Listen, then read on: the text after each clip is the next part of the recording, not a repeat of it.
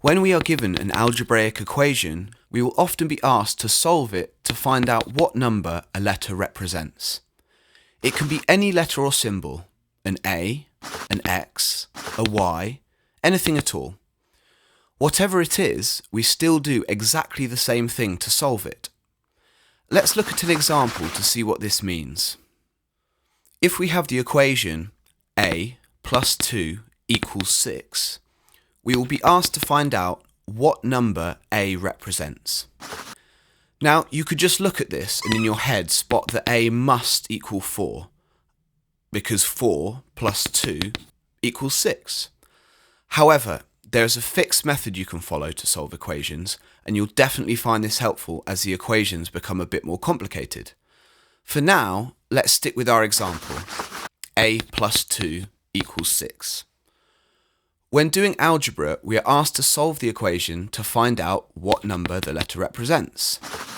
And to solve an equation, we should always remember the golden rule.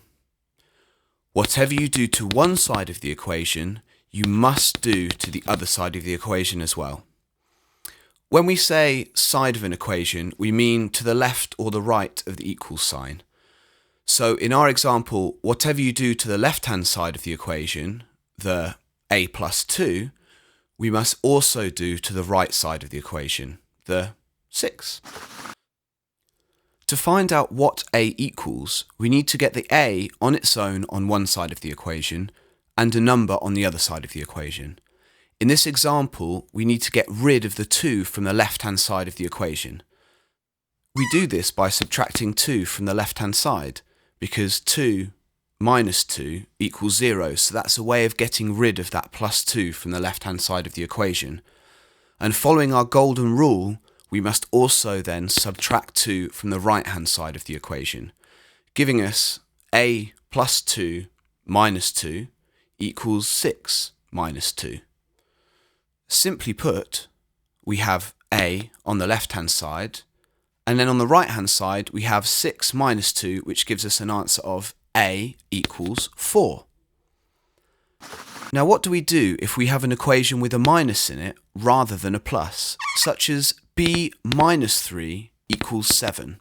Here we need to get rid of the minus 3 on the left-hand side, and to do this we need to add 3, because minus 3 add 3 equals 0. And of course, following our golden rule, we do the same to both sides, so we must also add 3 to the right-hand side as well, giving us B minus 3 plus 3 equals 7 plus 3. This leaves us with B on the left-hand side and 7 plus 3, which equals 10 on the right-hand side, giving us our answer of B equals 10.